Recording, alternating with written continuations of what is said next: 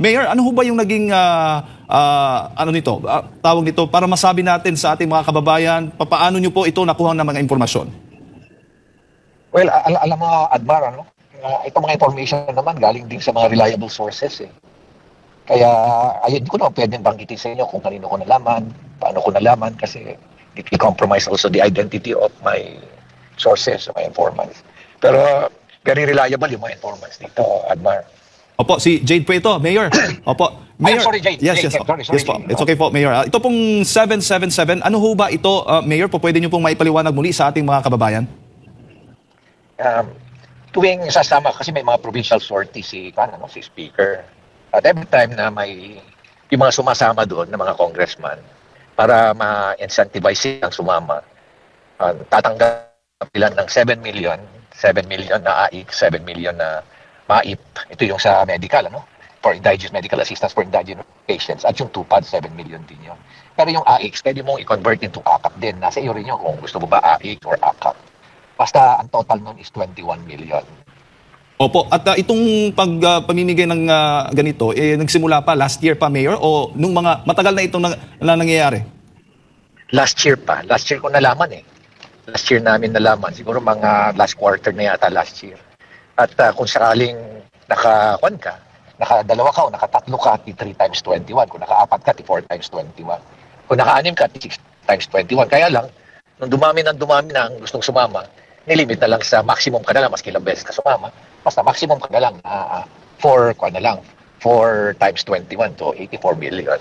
Opo, itong nababanggit po ninyong mga halaga, napupunta ito direkta mismo sa mga kongresista. Bukod pa ito doon sa mga malalaki nilang larawan at nilalagay doon sa pag-distribute ng mga ng AKAP. O naman, iba pa yung EPAL nila.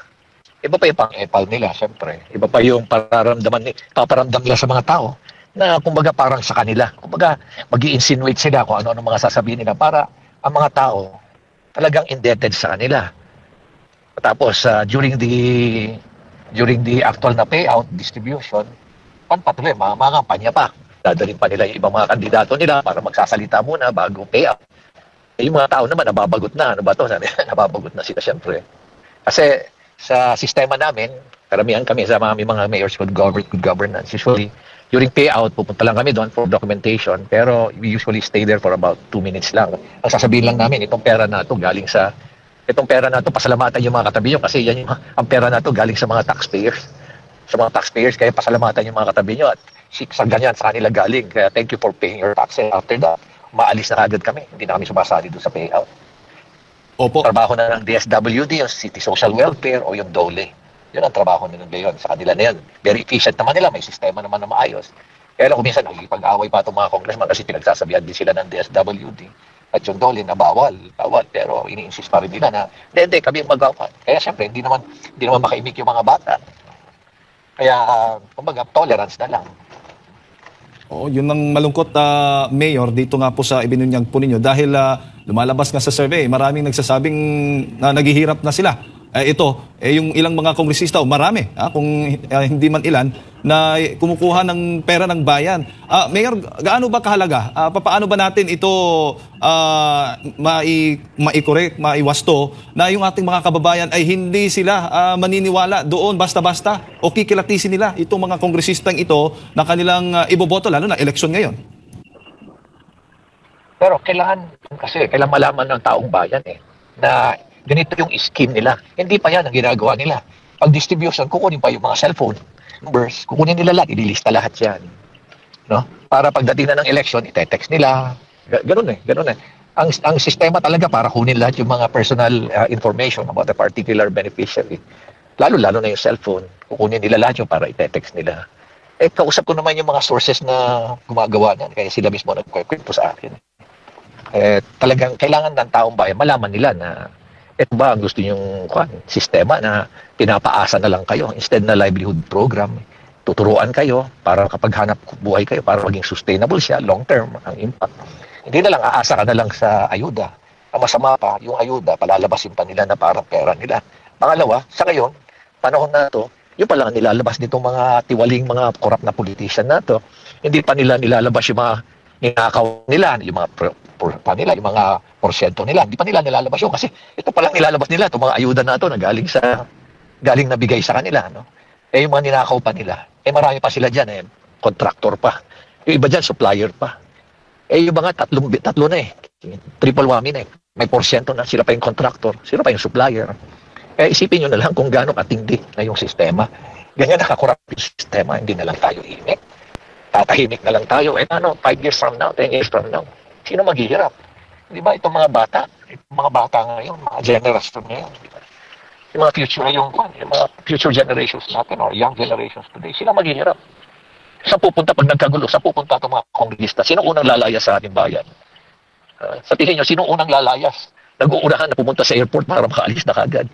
Dahil marami na rin silang naipon at may pundar sa ibang lugar. No? Nakabili na ng mga bahay doon. May tatakbuhan na sila. Sino maghihirap? Tayo. Tayo na pinaasa nila. Tayo ang may iwan dito. Tayo maghihirap. Tayo gugupon dito. Yung mga yan, lalayas lahat yung mga yan. Nakakalungkot isipin. Opo.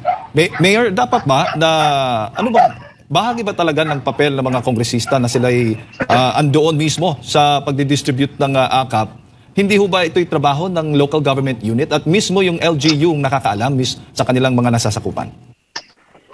Dapat ganun ang sistema, Jane. Dapat ganun talaga ang sistema. No?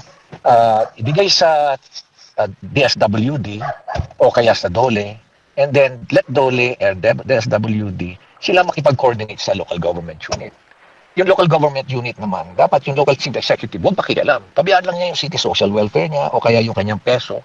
Dahil they know better kung sino. At huwag siya makikialam. Huwag siya mag-i-influence kung sinong bibigyan. Ganun dapat ang sistema. Una-una, klarong-klaro naman sa ating constitution. Ano ba ang trabaho ng mambabatas? Hindi ba gumawa ng batas? Yun lang. Paano ngayon na nangyayari na pagdating sa ayuda, sila yung nagdi-distribute? Sila pa ang kumukuha lahat. Ina-allocate pa nila during the budget hearing. Pati sa BICAM pa, dadagdagan pa nila para sa kanila. Pangalawa, pagdating sa infrastruktura, nandun uli sila. At nakikialam uli. Ako nga, mismo ako, nakikita ko, yung district engineer, isipin mo, humihingi ng approval sa congressman. Saan ka nakakita ng ganun? Bakit humihingi yung district engineer? Saka ko na-realize, alam ko na kung sino namimili ng mga district engineer at mga regional director. Hindi pala si Secretary Bunukan. Kundi ito mga mambabatas pala kasi kasabwat nila Kasabwat nila. Kaya kita nyo yung mga bidding, puro mga rig. Nakakita nyo. Kaya substandard. Sino naghihirap? Taong bayan naghihirap. Sayang yung pera. So, ang masama pa, sila pa yung kontraktor. Tapos palalabasin nila na akala mo inosente sila. Pero kamag-anak pa nila, mga anak nila, asawa nila, mga in-laws nila, yan ang mga kontraktor pala. Gumagamit lang na ibang pangalan. So nakakalungkot isipin na wala na, binaboy na nila yung sistema. Kaya ito naman namin, ito naman mga ikinisiwalat namin, mga katotohanan na nangyayari. Hindi naman para ibagsak ang gobyerno o kaya ibagsak ang ating presidente. Gusto natin maging successful si presidente. Kasi nga siya mismo nagsabi sa akin, I want to redeem the name of my father. Kaya kailangan tulungan natin siya. Kasi kung di natin tulungan sa presidente, pinabayaan natin bumagsak. Babagsak talaga yung ekonomiya natin, babagsak lahat. Kaya tulungan natin. And the only way na maitulungan natin sa kanya is malaman niya yung mga katotohanan na nangyayari sa kapaligiran niya. Tama ba ako, Jay? Yes, sir. Bago ko lang ipasa kay Partner Admiral Mayor, ano ho ba yung mensahe nyo na lang doon sa nagsasabi na sa halip na punahin nyo na lang daw at suportahan na lang itong ginagawang programa ng pamahalaan at hindi daw i-politicize? Ano ho ba yung sasabihin nyo po sa kanila? Tama ba yung mali i-condone natin? Tama ba na yung mali ito-tolerate natin? So anong sistema anong legacy ang iiwanan natin sa mga kwan? Di ba, I remember the words of Senator Lacson when he said, you have to right the wrong. Di ba? Yung mali, gawing tama. Yung tama, panatiliing tama. Hindi ba dapat ganun ang sistema natin? Hindi yung mali, tolerate na lang natin. Silent na lang tayo. Kaya nga lagi kong ina-emphasize yan. Silence is not neutrality. It is complicity, it is tolerance. And that's the reason why tuloy-tuloy na namamayagpag itong mga corrupt na politician na to. Dahil tahimik tayo hindi tayo nagsasalita Kaya nga, silence should no longer be an option here. Kailangan magsalita tayo. Otherwise, aabusuhin tayo ng aabusuhin. Alam mo, Jay, ngayon na nandito ako sa politics, ngayon ko lang nalaman na kakaunti lang pala ang politiko talaga na sincere. Sincere. Karamihan ng mga politiko kaya tumatakbo. Dahil dun sa acronym na MAP. MAP, MAP. Masarap ang posisyon, masarap ang power, at higit sa lahat, masarap ang pera. Yun lang yun eh. Yun lang naman talaga incentive nila. Kaya kita mo, nandyan kung ano-ano na lang ang sistema para manatiling sila. Ginagawa nilang magastos. Magastos ang eleksyon. Para sila lang. Kasi yung iba namang kandidato, wala namang kakayahan. Kaya dito sa Pilipinas, mananalo ka lang kung may pera ka. Maswerte lang ako na tumakbo ako rito sa Baguio dahil dito sa Baguio, maki may vote buying, hindi na nanalo. Yun ang bumibili. Pinipilit pa rin na, it never succeeded. Sana ganun na ganun pa rin ang Baguio. Manatiling ganun kasi kukunti na lang ang syudad o sa kunti na lang ang locality na ganyan sa buong Pilipinas.